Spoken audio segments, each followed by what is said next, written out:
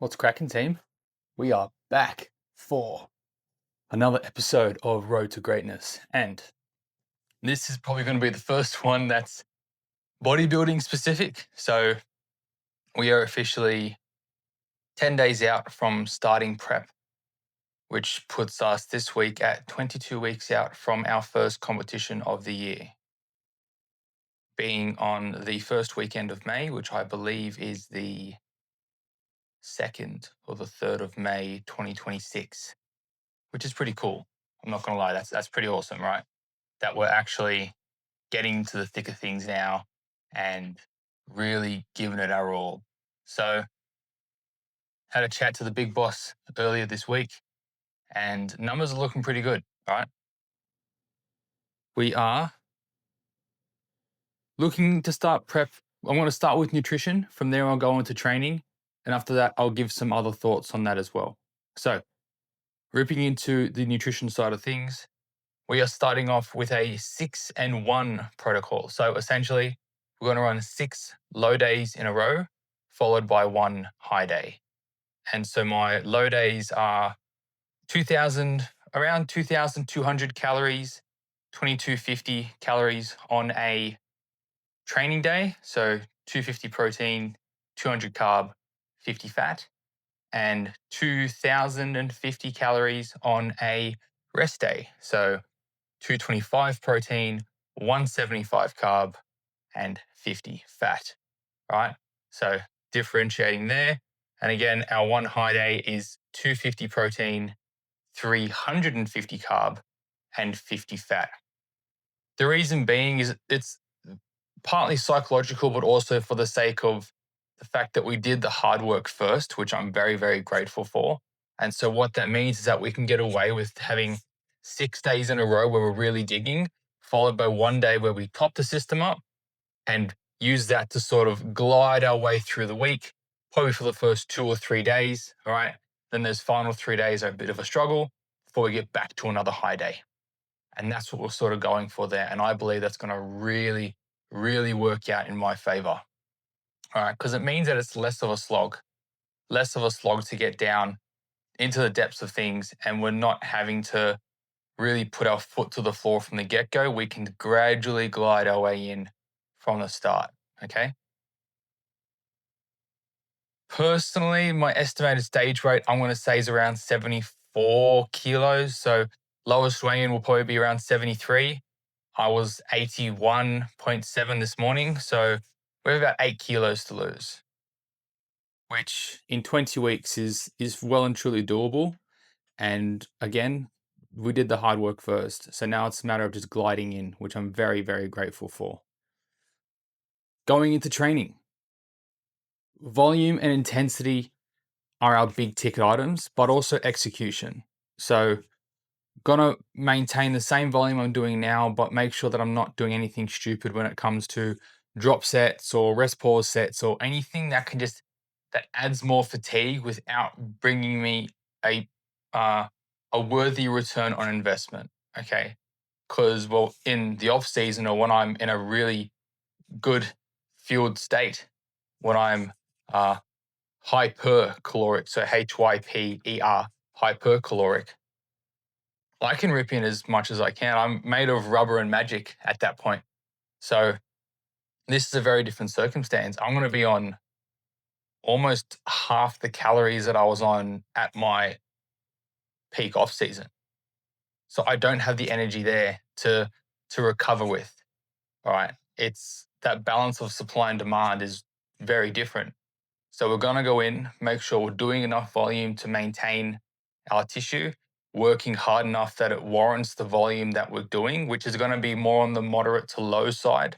I'm not much of a high volume person. I find that beats me up too much.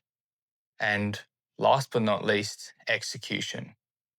I'm being very conscious not to get married to certain loads. So whether it be a weight on a dumbbell or the weight on a bar, okay, the weight is simply there to produce a stimulus. And if the stimulus isn't there, then why the hell do I have the weight on the bar? That's very much top of mind for me and something that I do want to keep front of mind throughout the entire prep because if something doesn't feel great and I'm pushing my absolute hardest and it's not there, that's okay. Take a slight low drop, have a crack.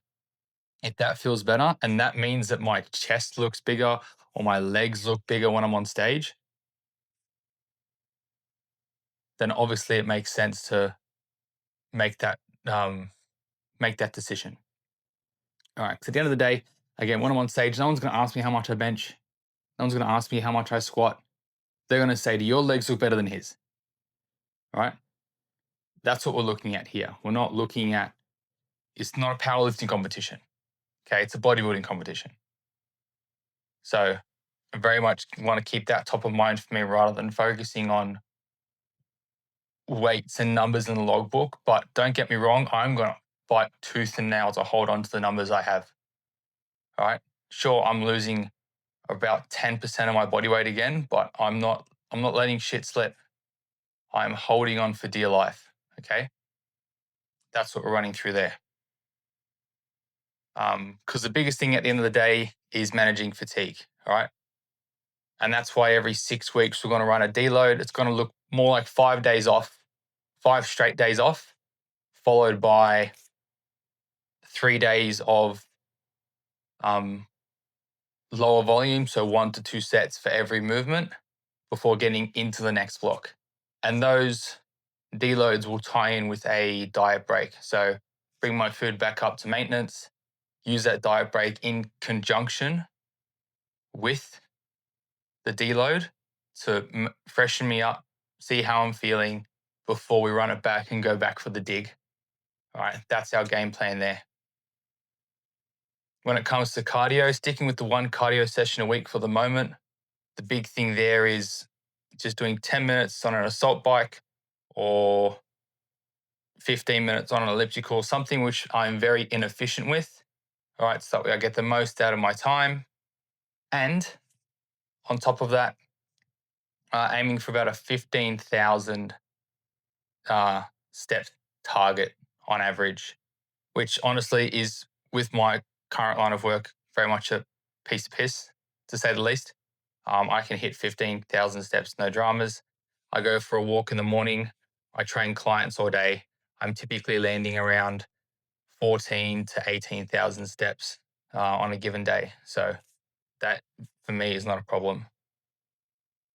The thing that people do want to touch on though, which leads me sort of circling back, but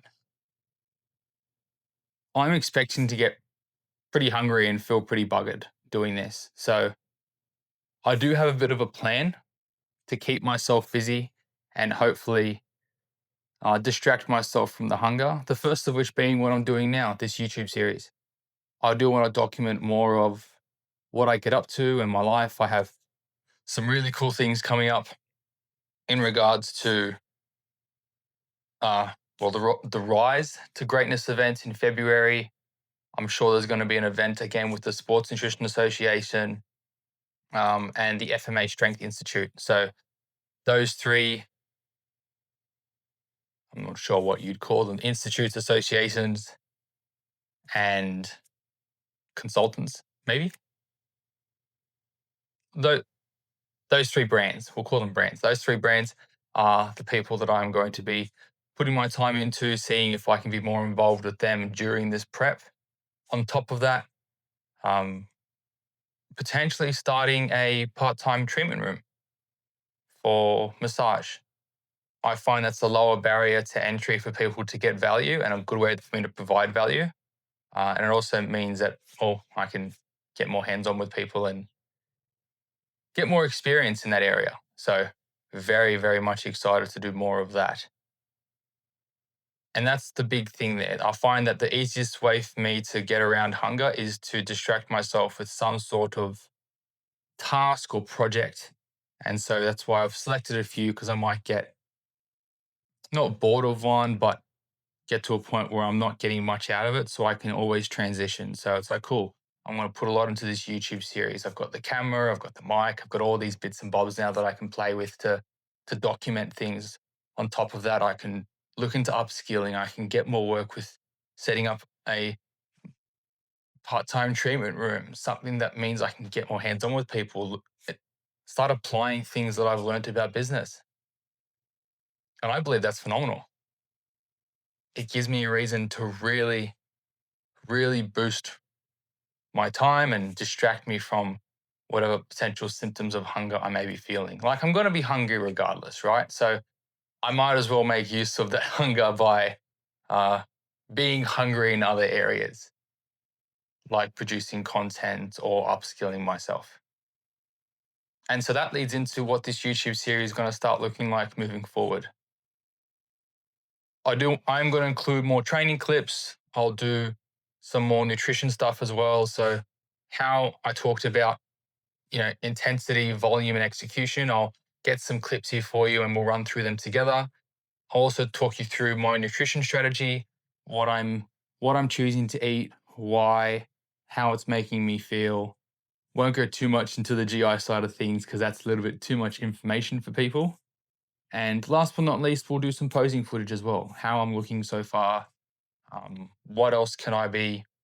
Where do I feel like I need to lose a bit more weight? How does my physique look like? Does it fit the criteria? How am I feeling thus far? And so that's what things are going to look like moving forward for the YouTube series anyway. More than likely do that on a fortnightly basis. So every other YouTube video will be a prep update.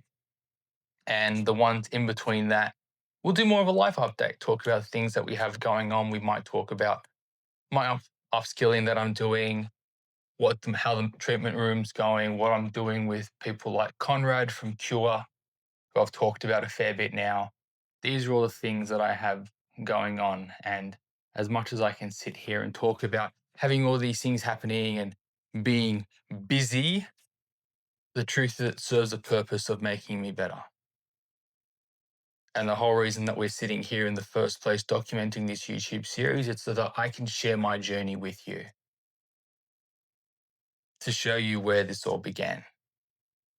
And so I can watch it back and say, hey, how cool is that? Look at where we started. That's what was on my mind when I was 25. And that team, thank you very much for sticking around this far. If you enjoy this type of episode and you're looking forward to following along with my prep journey and all the things that I have coming up, please do leave a like, do comment down what you're looking forward to seeing the most. I look forward to seeing all of you guys and hearing about your stories as well and what you're getting up to. And so on that note, team, do take care. Have a wonderful week. And I'm very certain that we will talk soon.